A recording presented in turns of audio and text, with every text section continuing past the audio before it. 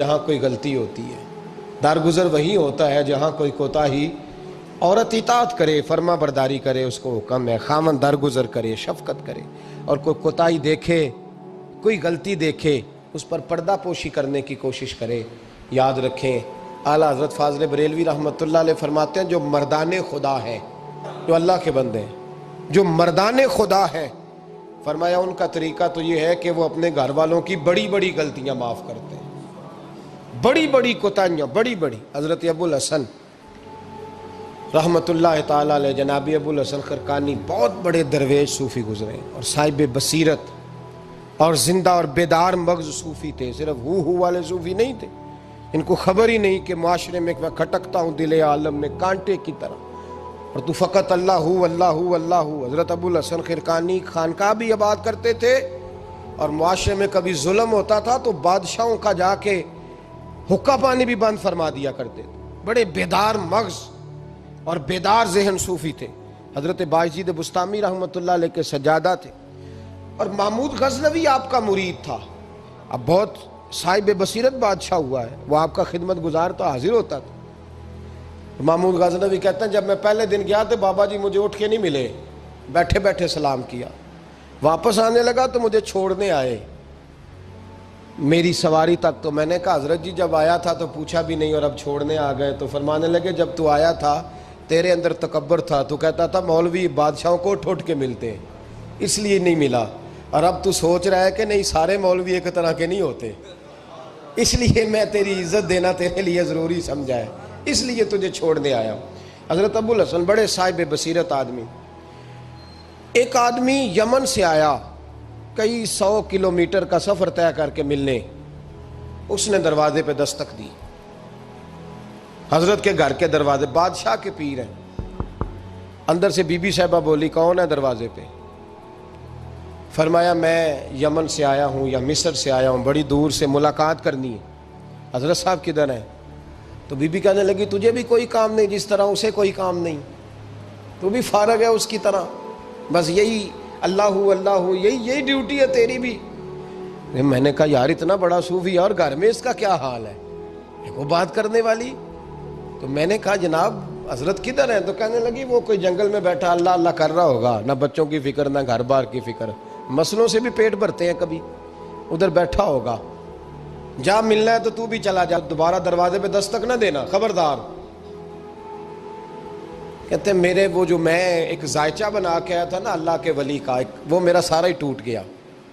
میں نے کہا کچھ نہیں یار، جس کا گھر حال نہیں تو باہر کیا ہوگا، اندر ہی کوئی طبیعت نہیں۔ لوگ فٹافٹ اعتراض کرتے ہیں، کہتے ہیں صاحب فلاں بندے کو نہیں صحیح کر سکے تو، حالانکہ یہ بات اور ہے، یہ پہلو اور ہے۔ نوح علیہ السلام کی بیوی اگر کافر رہ جائے، بیٹا اگر غیر مسلم رہ جائے تو یہ حکمت الہی ہوتی ہے، یہ اللہ پاک کی حکمت ہوتی ہے، حکمت ہوتی ہے۔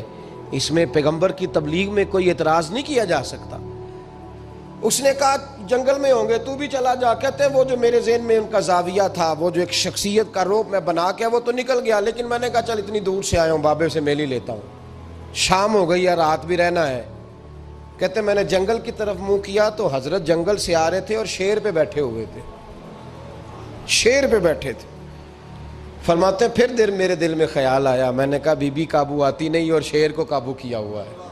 پھر وسوسہ آیا اتقوا فراست المومن فإنہ ینظر بنور اللہ، رواہ ترمذی او کما قال صلی اللہ علیہ وسلم۔ اللہ کے رسول فرماتے ہیں مومن کی فراست قلبی سے ڈرو، وہ تو اللہ کے نور سے دیکھا کرتا ہے، اللہ کے دیے ہوئے نور سے دیکھتا ہے۔ اللہ اکبر۔ جب یہ بات سنی نا، اس نے کہتے میں نے دل میں سوچی تو حضرت میرے دل کی بات جان گئے اور فرمانے لگے او بھائی، کہتے میں نے کوئی حال بتایا نہیں، خود ہی فرمانے لگے میاں اس کے اندر صرف ایک ہی غلطی ہے کہ وہ زبان کی ٹھیک نہیں، بستر کی بڑی پاک ہے، نظر کی بڑی پاک ہے، کردار کی بڑی اچھی ہے، میرے بچوں کو پالتی ہے، بس زبان کی ذرا ٹھیک نہیں۔ اور فرمانے لگے میں اس نتیجے پہ پہنچا ہوں اگر میں نے اسے نکال دیا تو اور کوئی رکھے گا نہیں، بیچاری زندگی ساری پریشانی میں گزار دے گی، اور پھر اگلے لفظ کہے تو حد ہو گئی۔ فرمانے لگے میں اس بد زبان سے اس نے سلوک کرتا ہوں اللہ نے یہ بے زبان مخلوق میری فرما بردار بنا دی ہے۔ فرمایا یہ میرے وظیفوں چلوں عبادتوں سے نہیں آیا شعر، یہ اس بد زبان سے حسن سلوک کرتا ہوں تو رب نے یہ بے زبان مخلوق میری، اب یہ گنجائش، یہ حکم خامند کے لیے ہے، یہ تقریر سن کے بی بی نہ کہہ دے کہ میں نے بد زبان ہونا ہے تو آپ فرما برداری کرے میری، تو یہ جس کے لیے بات ہو اسی تک رہے۔ خامند کو حکم ہے کہ اگر کوئی کوتاہی ہے تو اس کوتاہی کی پردہ پوشی کرے۔ گھر جو ہوتا ہے نا، گھر کچھ چیزیں اجازت نہیں دے رہی میری کہ میں کچھ اور بات آپ سے کروں، کچھ آپ کو نیند بھی آ رہی ہے۔ دیکھیں پورا وجود سلامت ہو اور اندر روح نہ ہو تو بندہ زندہ رہ سکتا ہے؟ جڑے نہیں بولے انہیں رہ لینا میرا خیال۔ وجود ہو سارا سلامت ہے لیکن روح سلامت، بندہ بچ جائے گا؟ بولے نا یار، جنہیں نیند آ رہی ہو بولو، نہیں نہ رہ سکتا۔ پورے گھر میں ہر شے ہو، ذمہ داری سے بات کر رہا ہوں، پورے گھر میں ہر شے موجود ہو، اگر گھر میں دین نہ ہو تو گھر چلتا نہیں چل سکتا۔ جس گھر میں نماز نہ ہو وہ گھر نہیں چلتا، جس میں قرآن پاک نہ ہو وہ گھر، اس لیے کہ دین روح ہے۔ دین، اگر گھر میں دین نہیں تو گھر چل سکتا؟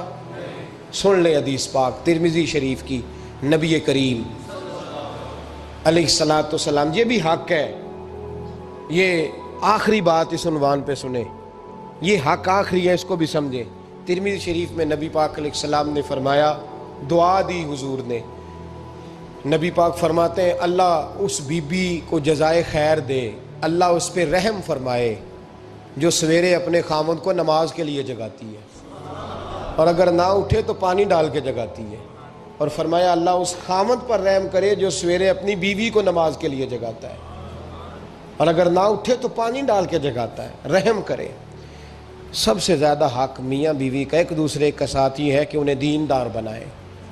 دین کی جس بات کا خامند کو پتہ ہے، اعلیٰ حضرت نے لکھا ہے کہ خامند کی ذمہ داری ہے بیوی کو تعلیم دینا، یہ اس کی ڈیوٹی ہے پردے کا پابند کرانا، اس کی ذمہ داری ہے کہ اسے قرآن و سنت کے جو احکام پتہ ہے اپنی بیوی کو سکھائے، اس کو بتلائے، اس کو سمجھائے، ذمہ داری ہے اس کی۔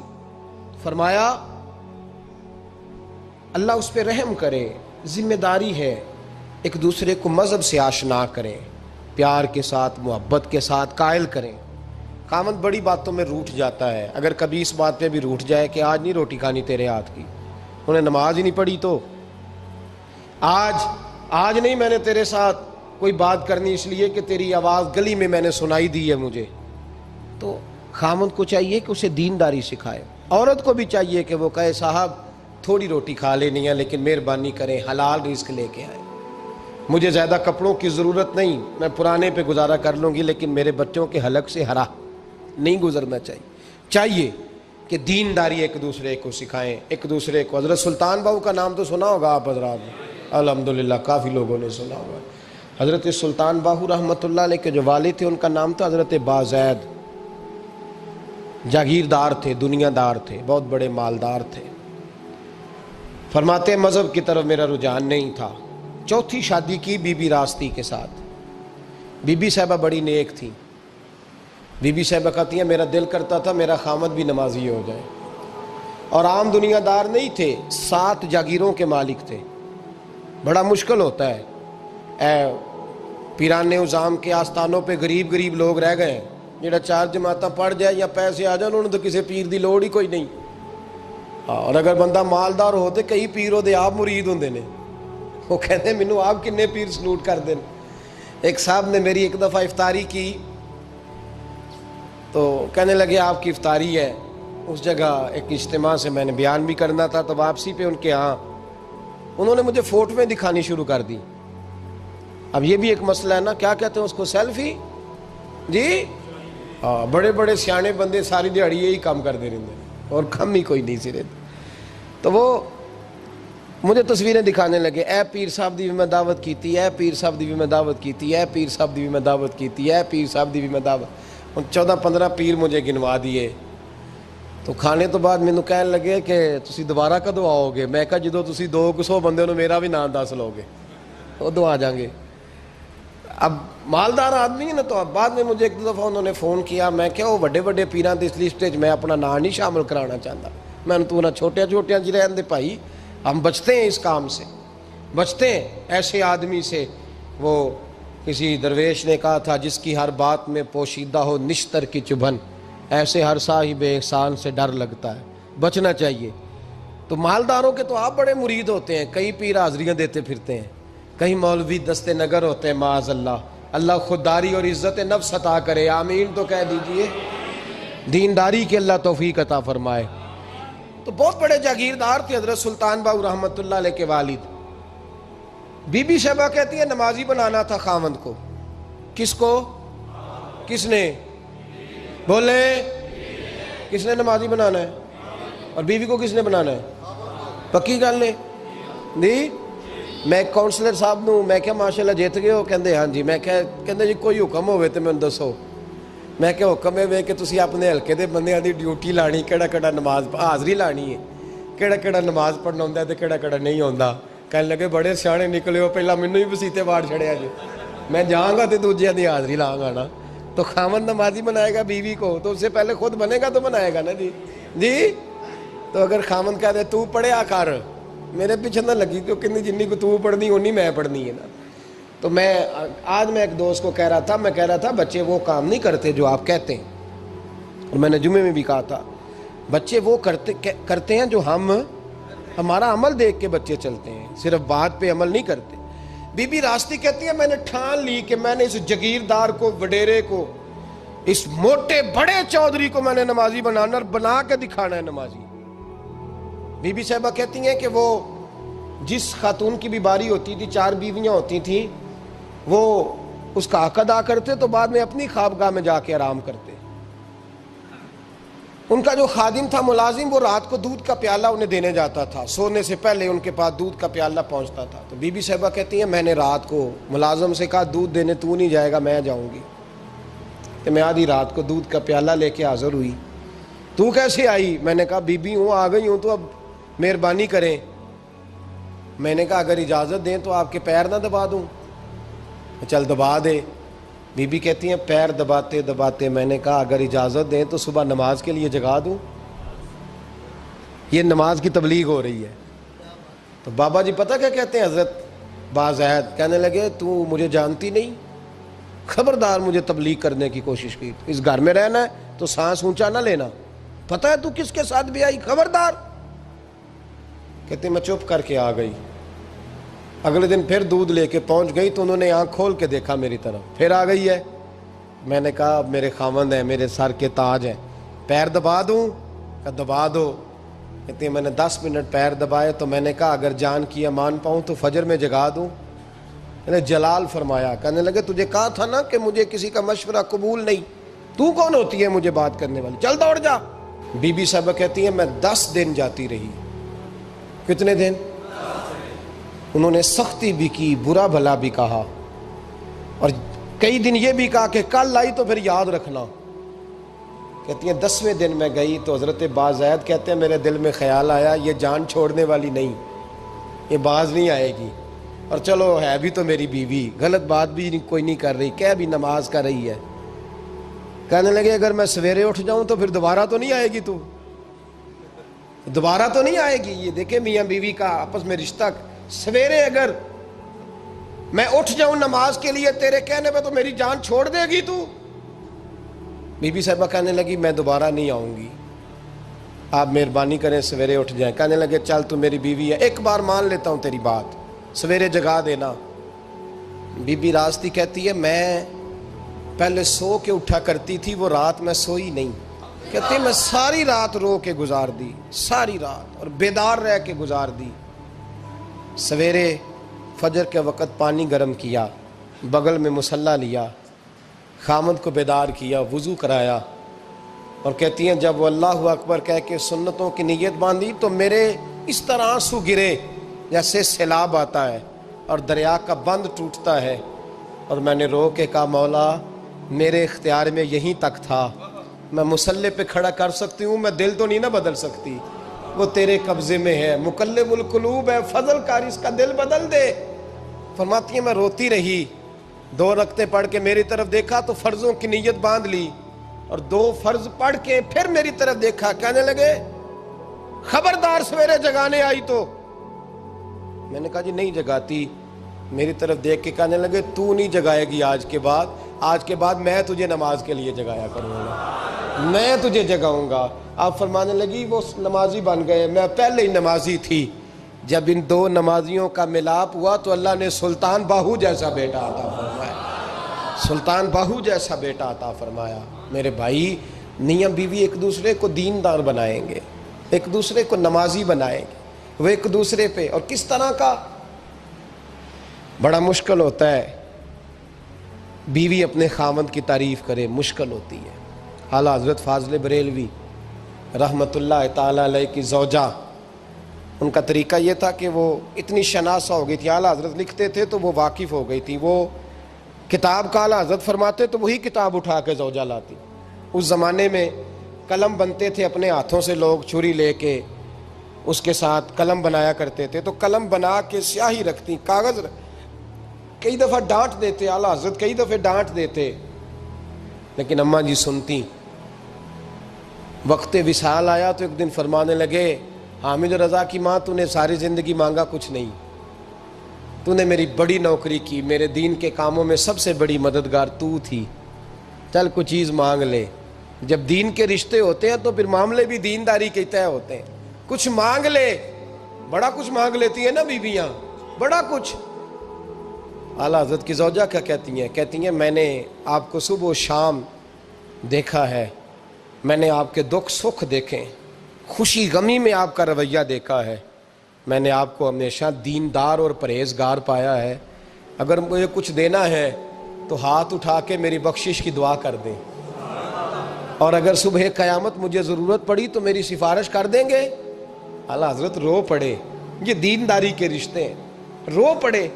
فرمانے لگے تیرے ساتھ وعدہ ہے، مصطفیٰ کریم صلی اللہ علیہ وسلم کے صدقے احمد رضا جب جنت میں جائیں گے تو تجھے ساتھ لے کے جنت میں جائیں گے، ساتھ لے کے جائیں گے۔ تو بھائی دینداری بنائیں، ہن لباس لکم وانتم لباس لہن، وہ تمہارا لباس ہے اور ان کا لباس ہو۔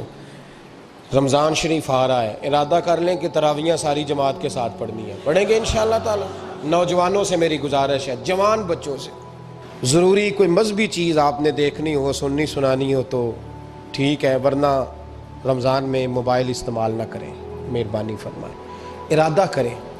اگر کبھی مجبوری بن جائے نا تو ہسپتالوں میں بھی 2-2 گھنٹے بندے کو ایک ٹانگ پہ کھڑے ہونے پڑ جاتا ہے، پاسپورٹ کے دفتر لوگ کھڑے رہتے ہیں، شناختی کارڈ کے دفتر کھڑے رہتے ہیں۔ ارادہ کرو قرآن پاک سننے کا، اور مسجد میں حاضر ہو کے با جماعت 20 تراویحیں پوری پڑھو، اور عشاء سے پہلے آؤ، سنتیں ادا کر کے مسجد میں نماز پڑھو۔ روزہ کوئی شیطانی وسوسہ قریب نہ آنے دو، روزے رکھنے ہیں اور انشاءاللہ رکھنے ہیں، پورے رکھنے۔ مزدور آدمی جو مزدور ہے وہ کہتا ہے میں مزدور ہوں، میں کیسے رکھوں؟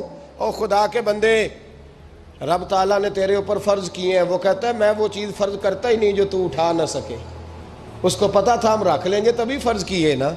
اور مزدور کو تو اللہ اجر بھی زیادہ عطا کرتا ہے، کسی وسوسے پہ نہ لگے۔ اور قرآن، یہ 2 باتیں ہو گئی، روزہ اور تراویح۔ اور تیسرا، دن کے 2 حصے کریں، جو وقت بچ جائے اس کے 2 حصے کریں، آدھے حصے میں قرآن پاک پڑھنا ہے اور آدھے حصے میں درود و سلام پڑھنا ہے، یہ وظیفے پکے کر لیں۔ اور جو لوگ غریبوں کی مدد کرتے ہیں، مسکینوں کی، یتیموں کی، ان سے میری گزارش ہے کہ وہ مہربانی کریں تو 1 رمضان کو لوگوں کے ساتھ تعاون کریں۔ کس تاریخ کو جی؟ بولے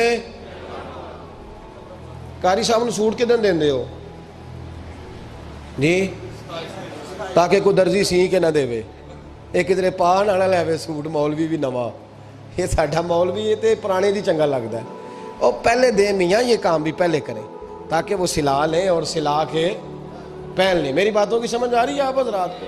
غریب کے ساتھ، مسکین کے ساتھ، جس کے ساتھ بھی کوئی تعاون کرنا ہے وہ پہلے کریں، پہلے اپنے بچوں کے کپڑے بعد میں اور غریبوں کے بچوں کو پہلے، تاکہ وہ شریک ہو، رمضان میں شریک ہو، کسی کو سودا پہلے دیں، جو پہلے کرنے کے کام ہیں ان کو پہلے کریں، مہربانی فرمائیں۔ رمضان کی نیت کریں، ارادہ کریں، اپنے اندر ذوق پیدا کریں۔ میں نے اپنے دوستوں کو کل سبق دیا ہے کہ کام مجبوری سے بھی ہو جاتا ہے اور شوق سے بھی لیکن مجبوری سے کرنے سے مزہ نہیں آتا، شوق سے کریں تو مزہ ہی آ جاتا ہے، مزہ نہیں مزہ ہی آ جاتا ہے۔ تو کام کریں گے، لطف آئے گا آپ کو روزے رکھنے کا، عبادت کرنے کا، لیکن لطف کے ساتھ کریں اپنے